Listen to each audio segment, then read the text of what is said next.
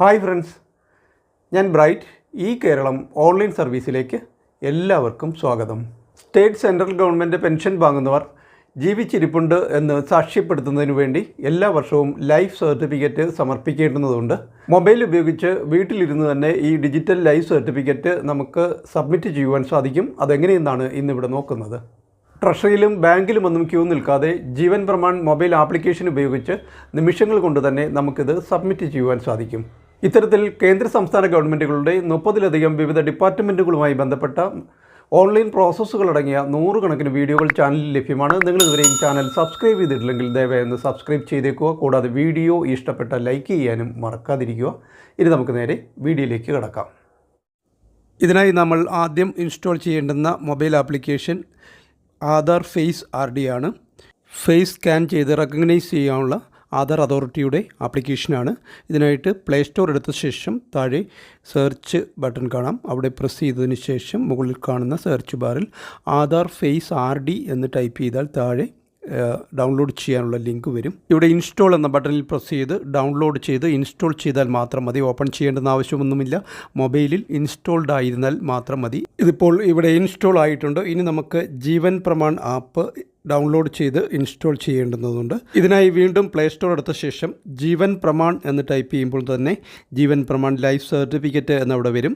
ഇത് ഡൗൺലോഡ് ചെയ്ത് ഇൻസ്റ്റാൾ ചെയ്യണം. ഞാനിവിടെ ഇൻസ്റ്റാൾ ചെയ്തിട്ടുണ്ട്, അതുകൊണ്ട് ഓപ്പൺ ചെയ്യുകയാണ്. 2 മൊബൈൽ ആപ്ലിക്കേഷൻ്റെയും ലിങ്കുകൾ താഴെ ഡിസ്ക്രിപ്ഷനിൽ കൊടുത്തിരിക്കാം. അങ്ങനെ ഓപ്പൺ ചെയ്താൽ നമുക്ക് ഇങ്ങനെ ഒരു ഇൻ്റർഫേസാണ് ലഭിക്കുന്നത്. ഇവിടെ ആദ്യം നമുക്ക് ഒരു ഓപ്പറേറ്റർ രജിസ്ട്രേഷൻ നടത്തേണ്ടതുണ്ട്. ആർക്ക് വേണമെങ്കിലും ഓപ്പറേറ്റർ ആക്കാവുന്നതാണ്. ഓപ്പറേറ്ററുടെ ആധാർ നമ്പരും ഏതെങ്കിലും ഒരു മൊബൈൽ നമ്പരും ഒരു ഇമെയിൽ IDയും കൊടുത്ത് താഴെ സബ്മിറ്റ് കൊടുക്കുകയാണ് വേണ്ടുന്നത്. ഇവിടെ ലൈഫ് സർട്ടിഫിക്കറ്റ് എടുക്കാനുള്ള പെൻഷനറുടെ മൊബൈൽ തന്നെ വേണമെന്നില്ല. ആരുടെ മൊബൈൽ വേണമെങ്കിലും ഉപയോഗിക്കാം. ഒരു രജിസ്ട്രേഷൻ നടത്തിയാൽ എത്ര പേരുടെ വേണമെങ്കിലും ലൈഫ് സർട്ടിഫിക്കറ്റ് എടുക്കുവാനും സാധിക്കും. ഞാനിവിടെ ഓപ്പറേറ്ററുടെ ആധാർ നമ്പരും മറ്റ് ഡീറ്റെയിൽസും കൊടുക്കുകയാണ്. ഒരു കാര്യം പ്രത്യേകം ശ്രദ്ധിക്കണം, പെൻഷനറുടെ അല്ല ആധാർ നമ്പർ കൊടുക്കേണ്ടുന്നത്. ഞാനിവിടെ ഡീറ്റെയിൽസൊക്കെ കൊടുത്തതിന് ശേഷം താഴെ സബ്മിറ്റ് കൊടുക്കുകയാണ്. ചിലപ്പോൾ ഒരു പ്രാവശ്യം സബ്മിറ്റ് കൊടുക്കുമ്പോൾ സക്സസ് ആവണമെന്നില്ല, വീണ്ടും കൊടുക്കുകയാണ് ചെയ്യേണ്ടുന്നത്. അങ്ങനെ സബ്മിറ്റ് കൊടുത്തു കഴിഞ്ഞാൽ ഓപ്പറേറ്ററുടെ മുകളിൽ കൊടുത്ത മൊബൈൽ നമ്പറിലേക്ക് ഒരു OTP വരുന്നതാണ്. ആ OTP ഇവിടെ ടൈപ്പ് ചെയ്ത് കൊടുത്ത് വീണ്ടും സബ്മിറ്റ് കൊടുക്കുകയാണ് ചെയ്യേണ്ടുന്നത്. അങ്ങനെ സബ്മിറ്റ് കൊടുത്തു കഴിഞ്ഞാൽ നമ്മളിവിടെ കൊടുത്ത ഓപ്പറേറ്ററുടെ ആധാർ നമ്പറിലുള്ള പേര് അതേപോലെ ടൈപ്പ് ചെയ്ത് കൊടുക്കുകയാണ് പിന്നീട് ചെയ്യേണ്ടുന്നത്. അങ്ങനെ ഓപ്പറേറ്ററുടെ പേര് ടൈപ്പ് ചെയ്ത് കൊടുത്താൽ ഓപ്പറേറ്ററുടെ കൺസെൻറ്റ് ചോദിക്കുന്നുണ്ട് ഫേസ് സ്കാൻ ചെയ്യാൻ വേണ്ടി. അവിടെയുള്ള ചെക്ക് ബോക്സിൽ ടിക്ക് മാർക്ക് വരുത്തിയതിന് ശേഷം താഴെ കാണുന്ന സ്കാൻ എന്ന ബട്ടണിൽ പ്രസ് ചെയ്ത് കൊടുക്കുകയാണ് ചെയ്യേണ്ടത്. തുടർന്ന് മൊബൈലിൻ്റെ പോപ്പപ്പ് ഒക്കെ അലോ ചെയ്ത് കൊടുക്കണം. അതിനുശേഷം ആധാർ ഫേസ് RD ഓപ്പൺ ആകുന്നതാണ്. ഇവിടെ ഓപ്പറേറ്ററുടെ ഫേസ് ആ റൗണ്ടിനുള്ളിൽ വരത്തക്കവണ്ണം മൊബൈൽ പിടിക്കണം. ഇവിടെ ഇപ്പോൾ സെൽഫി മോഡിൽ സ്വന്തമായി ഫോട്ടോ എടുക്കത്തക്ക രീതിയിലാണ് വന്നിരിക്കുന്നത്. ബാക്ക് ക്യാമറ എനേബിൾ ആകണമെങ്കിൽ താഴെ കാണുന്ന ഡബിൾ ആരോയിൽ പ്രസ് ചെയ്ത് കൊടുക്കണം. ആ റൗണ്ടിനുള്ളിൽ ഫേസ് നിറഞ്ഞ് വരത്തക്കവണ്ണം മൊബൈൽ പിടിക്കണം. അതിനുശേഷം 1-2 പ്രാവശ്യം കണ്ണ് ചിമ്മി കൊടുക്കണം. അടയ്ക്കുകയും തുറക്കുകയും വേണം. ബ്ലിങ്ക് ചെയ്ത് കൊടുക്കണം. അവിടെ ഒരു ഗ്രീനിഷ് റൗണ്ട് വരും. അപ്പോൾ അത് ഓക്കെ ആവും. ഇവിടെ ഇപ്പോൾ ഇത് ഓക്കെ ആയിട്ടുണ്ട്.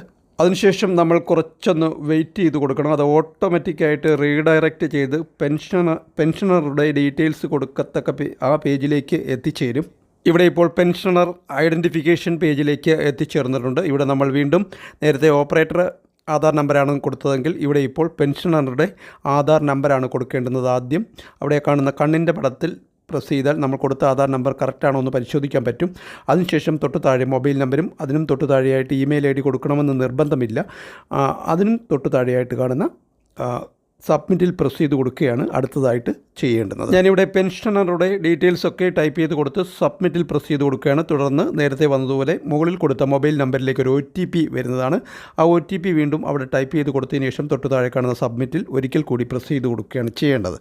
തുടർന്ന് വരുന്ന പേജിൽ പെൻഷനറുടെ നിലവിലുള്ള PPO നമ്പരും പേരും ഒക്കെ കാണിക്കുന്നതാണ്.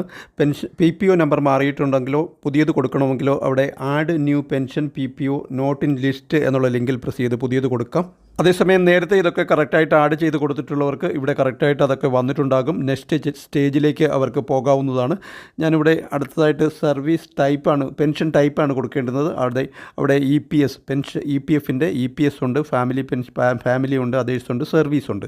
ഇതിലേതാണെന്ന് വെച്ചാൽ കറക്റ്റായിട്ട് കൊടുക്കണം. ഞാനിവിടെ സർവീസ് കൊടുക്കുകയാണ്. അടുത്തത് ഓർഗനൈസേഷൻ ടൈപ്പാണ്. ഇവിടെ bank, central government, state government, EPFO അങ്ങനെ ലിസ്റ്റ് വന്നിട്ടുണ്ട്. ഇതിൽ അനുയോജ്യമായ ഒന്ന് കൊടുക്കാവുന്നതാണ്. ഞാനിവിടെ സെൻട്രൽ ഗവൺമെൻറ് ഗവൺമെൻറ് കൊടുക്കുകയാണ്. അടുത്തത് സാങ്ഷനിങ് അതോറിറ്റിയാണ്. ഇവിടെ central government, defence, postal, railway, telecom തുടങ്ങിയ ഡിപ്പാർട്ട്മെൻറ്റുകളുണ്ട്. ഇതിൽ അനുയോജ്യമായ ഒരു സാങ്ഷനിങ് അതോറിറ്റി തിരഞ്ഞെടുത്ത് കൊടുക്കണം. അടുത്തത് ഡിസ്ബേഴ്സിങ് ഏജൻസിയാണ്. പെൻഷൻ വിതരണം ചെയ്യുന്ന ഏജൻസിയാണ്. മുകളിൽ കൊടുത്തിരിക്കുന്നതിനനുസരിച്ച് ആനുപാതികമായിട്ടാണ് താഴോട്ട് വരുന്നത്. സ്പർശ് വേണ്ടുന്നവർക്ക് അത് കൊടുക്കാവുന്നതാണ്. അതുപോലെ മുകളിൽ കൊടുത്തതിന് അനുയോജ്യമായത് താഴോട്ട് സെലക്ട് ചെയ്ത് കൊടുക്കണം. തുടർന്ന് താഴോട്ട് വന്നു കഴിഞ്ഞാൽ അവിടെ PPO നമ്പരും അക്കൗണ്ട് നമ്പരും ബാങ്ക് അക്കൗണ്ട് നമ്പരും കാണിക്കുന്നതാണ്. ഇവ രണ്ടും ശരിയാണോ എന്ന് ഒരിക്കൽ കൂടി ഉറപ്പ് വരുത്തേണ്ടതാണ്. അതിനുശേഷം തൊട്ട് താഴെ 2 ചോദ്യങ്ങളുണ്ട്. ആർ യു റീ എംപ്ലോയിഡും റീമാരീഡും. അത് അനുയോജ്യമായത് യെസ് ഓർ നോ കൊടുക്കാവുന്നതാണ്.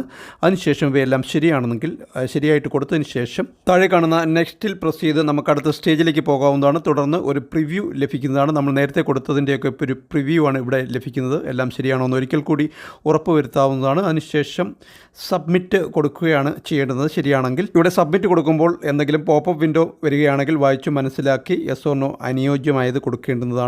ഇവിടെ ഞാൻ സബ്മിറ്റ് കൊടുത്തപ്പോൾ ആധാർ ഫേസ് RDയുടെ കൺസെൻറ്റ് ചോദിക്കുകയാണ്. ചെക്ക് ബോക്സിൽ ടിക്ക് മാർക്ക് വരുത്തിയതിന് ശേഷം തൊട്ട് താഴെ സ്കാനിൽ പ്രസ് ചെയ്ത് കൊടുക്കുകയാണ് ചെയ്യേണ്ടുന്നത്. തുടർന്ന് മൊബൈലിൻ്റെ പോപ്പപ്പ് ഒക്കെ നേരത്തെ അലോ ചെയ്ത് കൊടുത്തതുപോലെ അലോ ചെയ്ത് കൊടുക്കണം.